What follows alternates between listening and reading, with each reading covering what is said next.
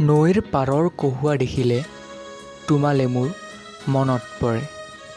তোমাৰ গীতৰ সুৰে মোক প্ৰতিদিনে বিভ্ৰান্ত কৰে।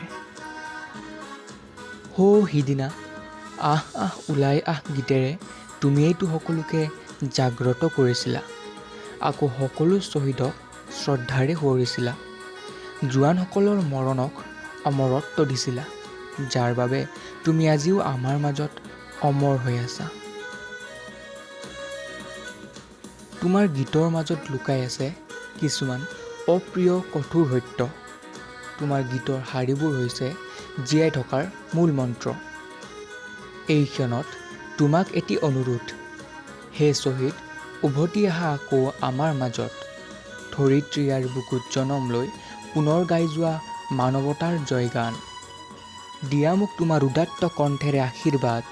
আশা কৰোঁ পুনৰ শুনিবলৈ পাম ৰিমঝিম বৰষুণৰ মিঠা মাত।